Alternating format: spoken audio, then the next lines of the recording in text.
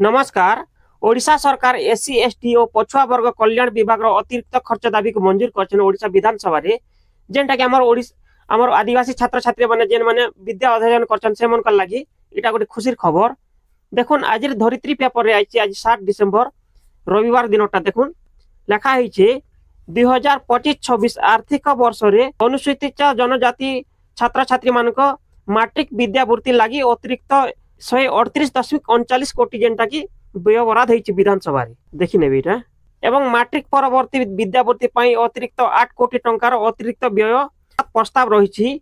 पछुआ वर्गर छात्र छात्री मानक पई प्राक मैट्रिक विद्यावृत्ति लागि अतिरिक्त 5 कोटी टंका एवं मैट्रिक परवर्ती विद्यावृत्ति पई अतिरिक्त 65 कोटी टंकार अतिरिक्त व्यय बराद प्रस्ताव रखा जाइछि। मुख्यमंत्री मेधावी छात्र प्रोत्साहन योजना रे चलित वर्ष 2025-26 पई मोट 216.39 कोटी टंकार अतिरिक्त व्यय बराद प्रस्ताव रखा जाइछि जेनटा कि 216.39 कोटी टंका व्यय बराद रखा जाइछि। 2025-26 शिक्षा वर्ष डिसेंबर पहिला ठारू एही छात्र वृत्तिर हार छात्र मानक पई 10,517 टंका को एवं छात्र देखुन जेन पैसाटा 10,500 मिलतला छात्र मान के सेटा बढ़ी के 17,000 टंका इथर मिलवा।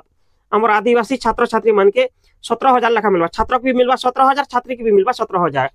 एही छात्रवृत्तिर हार छात्र मानक पई 10,500 रु 17,000 टंका एवं छात्री मानक पई 11,000 टंका रु 10 मास पई सर्वाधिक 17,000 टंका को वृद्धि पाइछि जेंडा वृद्धि पाइछि।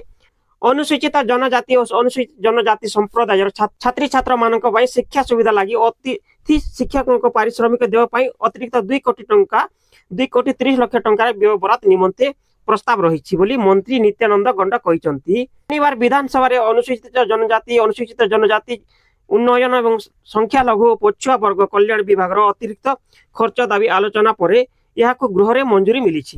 देखुन विधानसभा जेनटा कि आमर एससी एसटी छात्र छात्री मान लगी जेनटा कि 10,500 मिलता जेन छात्रा मान को ये बढ़ी कर 17,000 टंका मिलवा, छात्री मान को जेन मन झील मन के 11,000 के भी 17,000 टंका मिलवा जेनटा कि इटा 2025-26 लगी आमर विधानसभा व्यय बराद बजेट पास होइछि।